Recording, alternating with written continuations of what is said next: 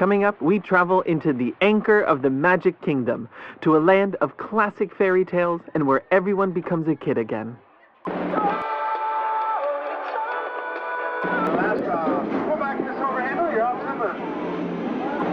Disney presents Beyond the Kingdoms.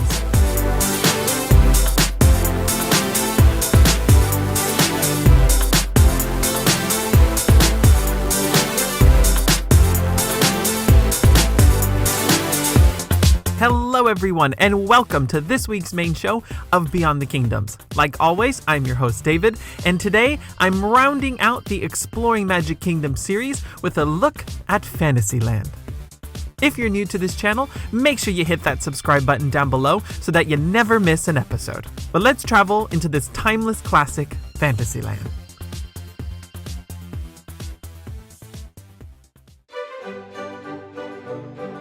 Magic Kingdom is the main event when it comes to the 4 parks in Walt Disney World, and Fantasyland is the star of Magic Kingdom.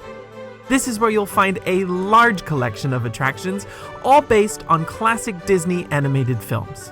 Whether you're a fan of the original films like Cinderella, or enjoy the newer classics from the Disney Renaissance in the 1990s.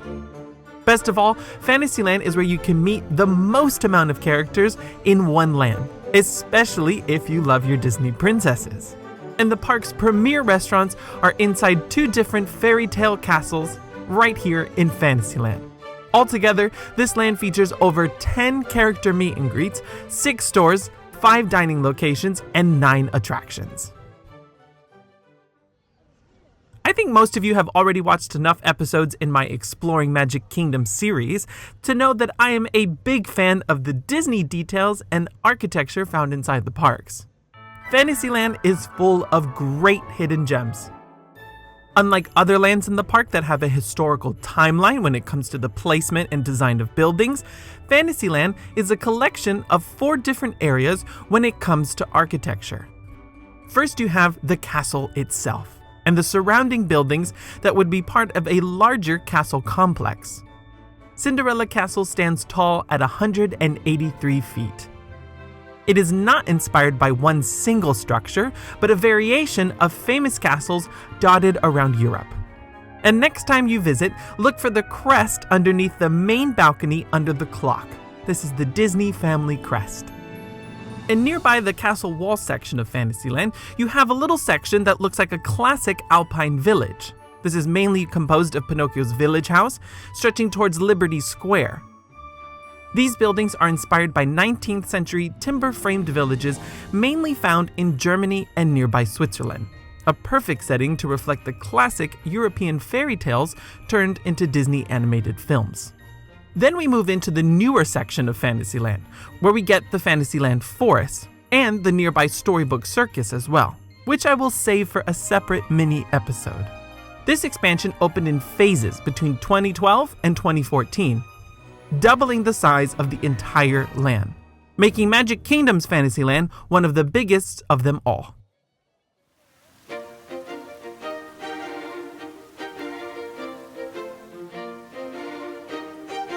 Now, when doing research for this episode, I knew I would be really challenged to pick just one piece of literature found in Fantasyland, because naturally, almost everything in this land is inspired by a classic story.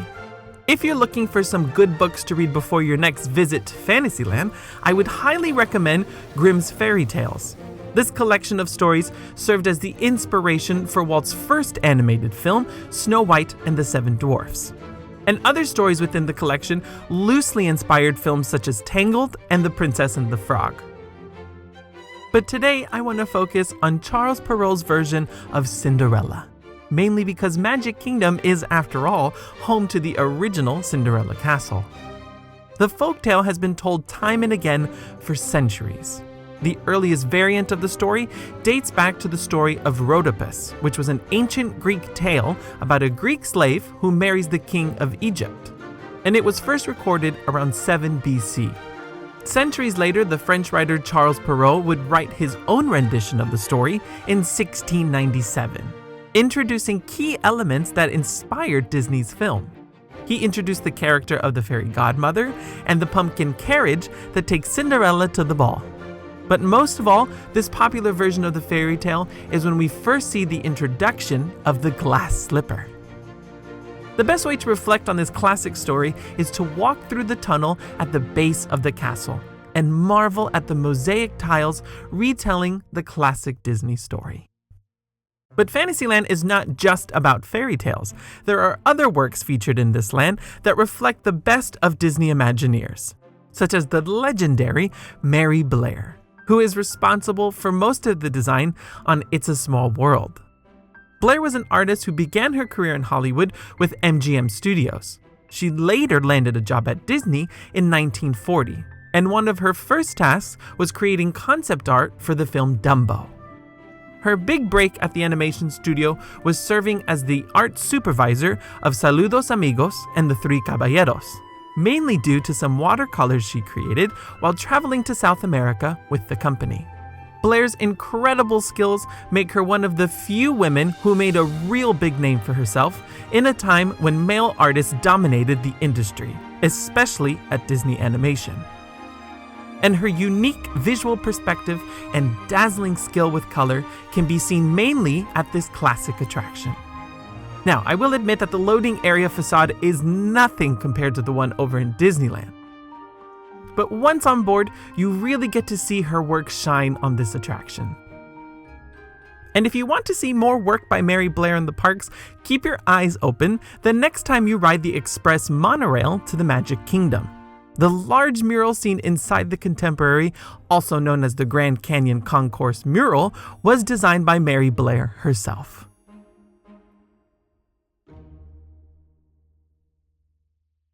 Like the struggle I had to highlight a special fairy tale found in Fantasyland, I struggled on what structure inspired by a real-world landmark to highlight as well. Mainly because every Disney castle has been inspired by a real castle somewhere in the world. And very often people get confused as to what castle inspired the design of one scene in the film versus the ones built in the parks. But one castle that is a near perfect physical rendition of a castle drawn in a film is Prince Eric's Castle, which serves as the exterior to the Under the Sea attraction in New Fantasyland. I love this castle of the three featured here at Magic Kingdom, mainly because it's one that you can really appreciate the finer details the most, without large crowds getting in the way. I love the roof tiles that look like Ariel's fin and the stunning rockwork found throughout the queue. From a design perspective, I think this is perhaps the most underrated area of Fantasyland. Even the nearby food stand is beautifully themed to the film. And after some digging, I discovered that both the physical castle here at Magic Kingdom and the one drawn in the film is inspired by Cinderella Castle, found on the shores of Lake Geneva in Switzerland, a good 800 miles south of Hans Christian Andersen's hometown in Denmark, who later wrote the original fairy tale of The Little Mermaid. This Swiss castle began as a Roman outpost on the winding roads of the Alps, in the very center of Europe. The oldest sections of the present-day castle date back to the year 1005, and over many centuries, various styles and details were added to the castle. Today, it is considered Switzerland's most visited historical monument. Cinderella Castle's main silhouette served as inspiration for Prince Eric's castle in the film, but the finer details here certainly have a stronger nautical theme to it. And Eric's version is also loosely inspired by similar castles found in the Mediterranean shoreline, such as Italy. Now, as much as I could spend all day talking about beautiful European castles, I have to move on to the practical side of touring Fantasyland. So let's start by looking at the entertainment offered in this land. And first and foremost, I've got to talk about characters. Fantasyland is home to the most character meet and greet opportunities in all of Magic Kingdom. And if you or your little one are really big fans of Disney princesses, get those autograph books ready because there are a lot to see in this land. And let's kick things off with Princess Fairy Tale Hall. This grand character meet and greet location opened at Magic Kingdom in 2013, replacing Snow White's Scary Adventures. This meet and greet features 2 different experiences, and each one features 2 princesses inside, with a total of 4 altogether. In one line, you can meet Tiana and Rapunzel. And in the second, you can meet Cinderella and the newest Disney princess, Elena of Avalor. This is a must for any Disney princess fans. And before leaving the experience when you meet Rapunzel and Tiana, keep your eyes peeled for a subtle nod to the previous Snow White attraction. Princess Fairy Tale Hall is very popular. You can normally expect to wait at least 45 minutes in each of the lines. And I do find that Cinderella's line in particular is a little bit longer than the other. This is one of the only places to meet these specific 4 Disney princesses without doing a character meal. If one of them is a big priority, I would highly recommend a FastPass Plus reservation. Now, just outside Princess Fairy Tale Hall and near the backside of Cinderella Castle, you may find some more rare characters in the early morning hours. I've spotted the fairy godmother back here at the very start of the day, meeting guests for only about an hour or so. And sometimes the evil stepsisters take over in the afternoon as well. On the east side of Cinderella Castle and on the footpath towards Mad Tea Party is where you can stop at the Fairy Tale Garden and meet Merida from Pixar's Brave. This is perhaps the best meet and greet setup in all of Magic Kingdom. I love it.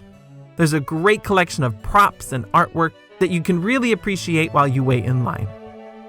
Merida is usually out to meet guests from 9:15 a.m. to 2:15 p.m. and then again from 3:45 to 6. I would strongly encourage you double check a times guide or the My Disney Experience app on this one, because the times here can change often, and unlike other princess meets, FastPass Plus is not offered here.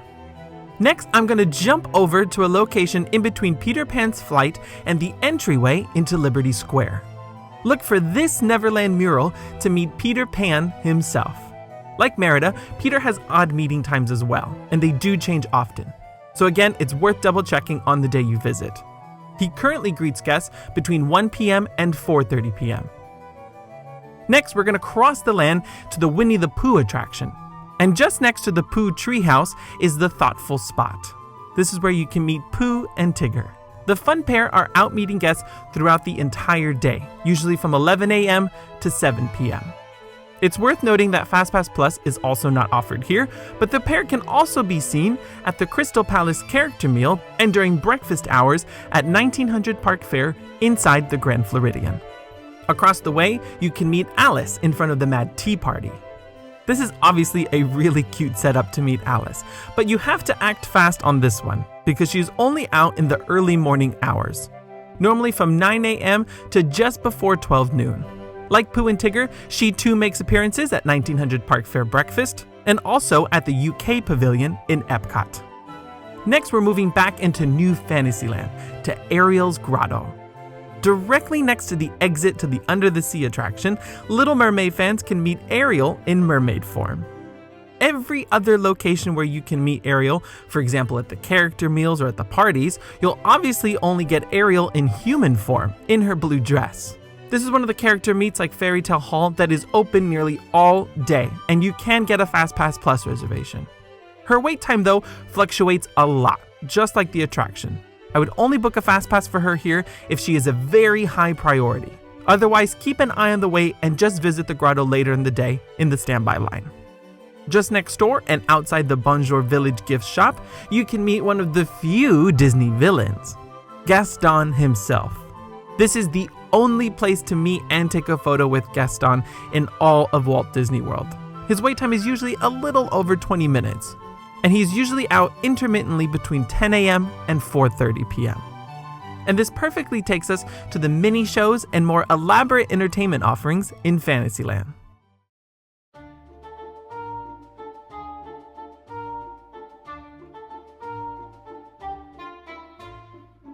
Enchanted Tales with Belle is set up as if a standard meet and greet was upgraded to a mini show. This 20-minute experience is a retelling of Beauty and the Beast. You'll start out by visiting Maurice's cottage, and then by way of an enchanted magic mirror, you'll be transported right inside to Beast Castle, where you'll next meet the Enchanted Wardrobe, who assigns everyone roles to take part in the retelling of the classic story. After stepping inside the beautiful library, you'll then be greeted by Lumiere. And with your help, Lumiere and Belle lead the audience in the retelling of the story, This is a great experience for little ones who love story time, and it's a fantastic break from the sun. A special bonus here is that you'll have a PhotoPass photographer inside the library taking pictures of the entire experience. Just make sure you pick up the photo card at the end to later download your pictures online. FastPass Plus is offered here, and I somewhat recommend it because it's typical for this experience to have at least a 45-minute wait. Next, we have a little show right in front of Prince Charming's Regal Carousel, the Majesty Makers. This is where two royal ambassadors of Cinderella's court come out in search for the next young hero or heroine. Those with extra skills may even be able to pull out the legendary sword in the stone. This little show is offered up to 5 times a day in the morning and early afternoon, usually at 9:45, 10:50, 11:50, 12:50, and finally at 1:50. And this brings us to our final entertainment offering in Fantasyland, Mickey's PhilharMagic. This is located just a few steps away from the carousel. Inside the theater, you're taken on a musical journey of various Disney animated films. Mickey is set to conduct a magical orchestra, but Donald throws a wrench in it when he tries to use Mickey's special sorcerer's hat. This is great for those of you who love Disney music more than anything else. FastPass Plus is offered here, but perhaps the worst use of FastPass since the wait is almost always under 15 minutes. And just as you exit the theater of Mickey's PhilharMagic, you'll enter one of the many stores in Fantasyland.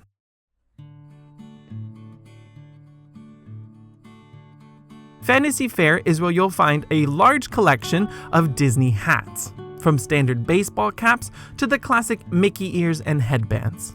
All of them are here. And this is one of 2 locations you can get them embroidered. In fact, I think this is a better alternative to the hat store on Main Street. Next, we're going to head back towards the castle to stop at Castle Couture. This is one of the stores right behind Cinderella Castle. Just look for the beautiful Cinderella fountain out front. I highlight this store because this is where you'll find the complete lineup of Disney princess dresses. Therefore, this store will either be a dream come true or a complete nightmare if you want to stay away from all the fluffy dresses and glitter. But I must highlight one key feature inside the store, and that is the photo op. This little photo studio is open nearly all day and stationed with a PhotoPass photographer. If you have Memory Maker, the photographer will link the photos to your account. A lot of people do this after a stop at Bippity Boppity Boutique, but here's a little tip. You can purchase many of these same dresses when they go on sale at the Disney store back home. Then, if you bring your little ones in costume to the park that day, you can stop in here for a quick picture. You don't have to buy a dress in this particular store to use the photo op. It's open for everyone and a much cheaper alternative to doing one of the big princess packages at the boutique. Just across the way is Sir Mickey's. This little store recently got an update and now sells a wide range of products from toy swords and shields to apparel and jewelry. Like Fantasy Fair, this is a good alternative to the big shops on Main Street because it is often very overlooked. Next, we have 100 Acre Goods, which as the name suggests, is located at the exit of the Winnie the Pooh attraction. This store mainly features plush toys, but if you're looking for a souvenir for a really little one, this is a good stop. This is normally where you'll find a collection of products for newborns and infants. And finally, back again in New Fantasyland, and inside Belle's Village, we have Bonjour Village Gifts, one of my favorite stores in Fantasyland. This shop recently got a shuffle in merchandise.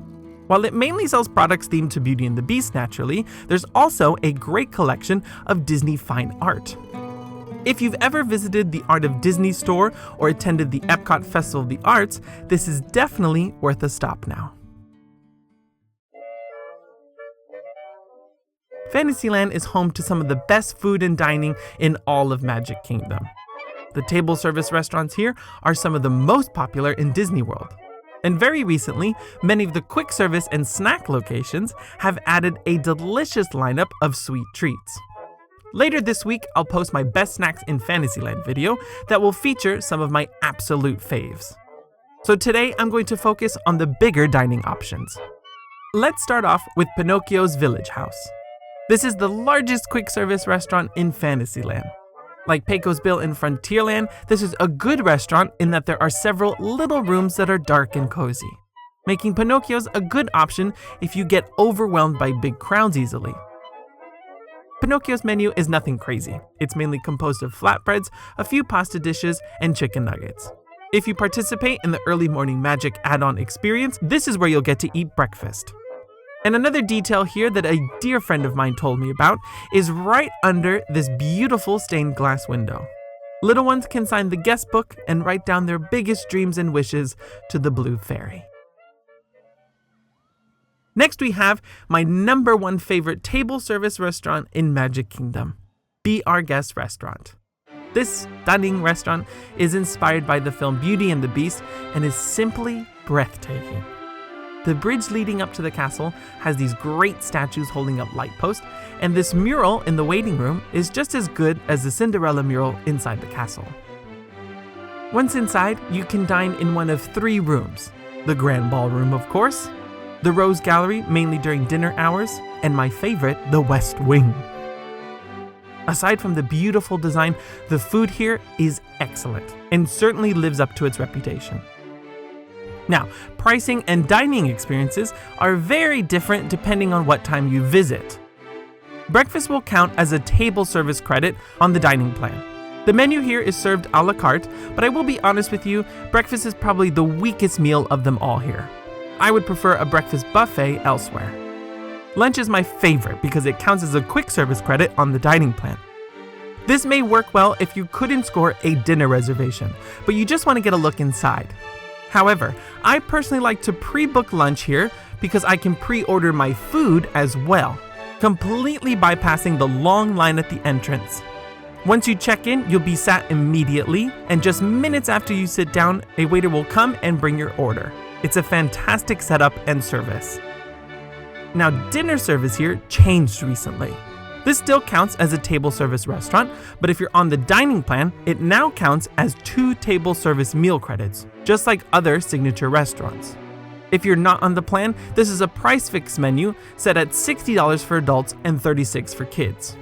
This 3-course dinner offers you a choice of 1 appetizer, 1 entree, and a dessert. And only at dinner is when you get to meet the Beast himself before you are sat down at your table. This is the only way in all of Walt Disney World to meet the Beast up close. But I cannot leave the topic of dining in Fantasyland without talking about Cinderella's Royal Table. This is the premier character meal at Magic Kingdom, located inside the castle itself. Guests can dine at this exclusive signature restaurant and meet a whole lineup of Disney princesses. Some of the princesses that usually appear here are Cinderella, Snow White, Aurora, and sometimes Jasmine. Now this comes with a hefty price tag. Breakfast is usually around $62 for adults and $37 for kids. Lunch and dinner will normally set you back $75 for the adults and $45 for kids. If you're on the dining plan, all meals of the day here count as 2 table service meal credits. Now, I have yet to dine here, so I can't comment on the food, but from what I'm told, you are really paying more for the experience here more than anything else. As an alternative, I can say this. I recently had breakfast at the Royal Banquet Hall in Norway, and I can say that it was a wonderful experience with my little niece. She loves the Disney princesses, and the food actually exceeded my expectations. If money's a little tight and you're simply trying to stretch the dollar, I highly recommend this restaurant over the one at Magic Kingdom. Like Be Our Guest, Cinderella's Royal Table is extremely popular, and advanced reservations are a must.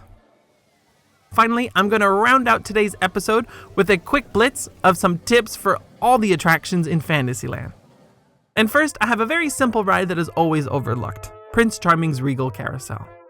This is a simple merry-go-round, but ever since I went to the Magic Kingdom with my niece here for the first time, I tell people that this is a must-first ride. It's right up there with Dumbo. It's the centerpiece of Fantasyland and always worth the quick stop. Next, we have another Fantasyland staple, Peter Pan's Flight, where you get to hop aboard your own flying pirate ship and visit Peter and all his Neverland friends. Now that I go to the parks very regularly, I will admit that I don't always ride this. However, when I do, I only do it with a fast pass.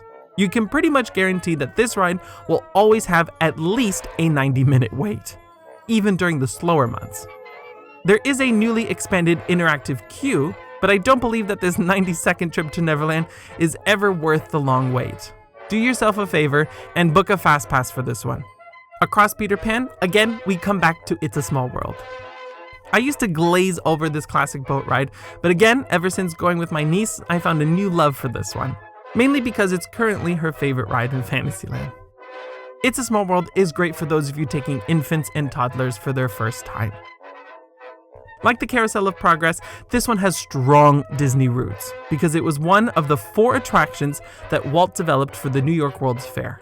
It's simply a classic. We're going to cross over the land again and head over to the many adventures of Winnie the Pooh.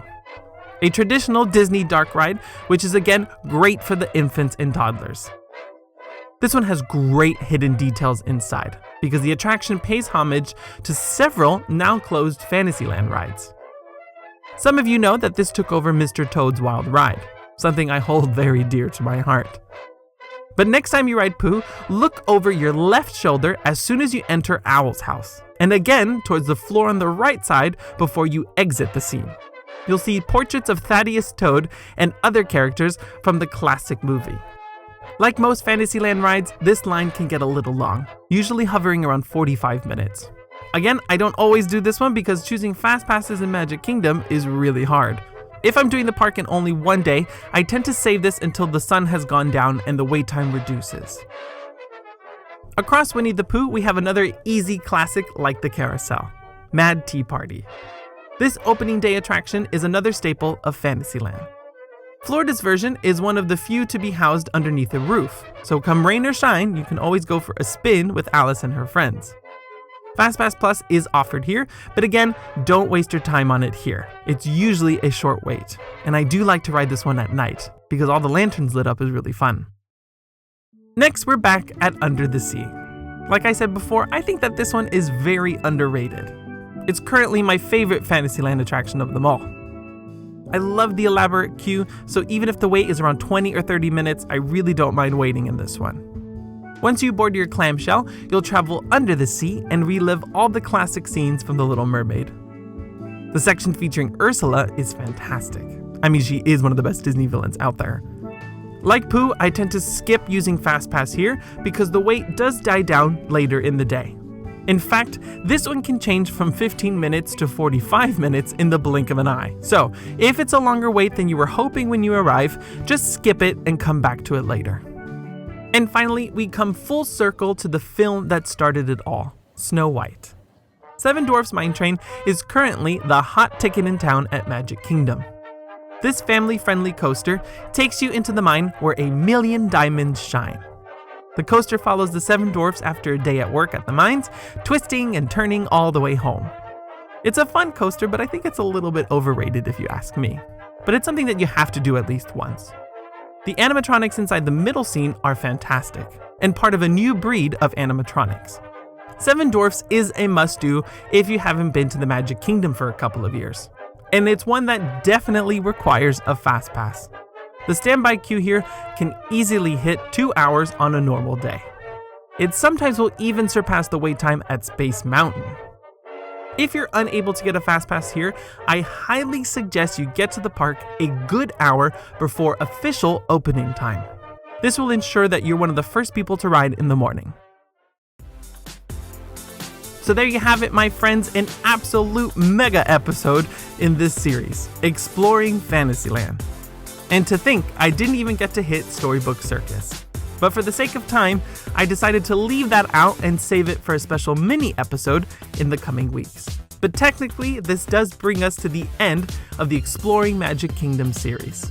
I know a lot of you really enjoy episodes like this one, and I hope you've enjoyed my tour through the park over the last several months. And don't worry, another park will soon be getting the same treatment very soon. But that will certainly have to do it for today. Like always, thank you so much for watching and supporting the channel. And until next time, remember, if you can dream it, you can do it.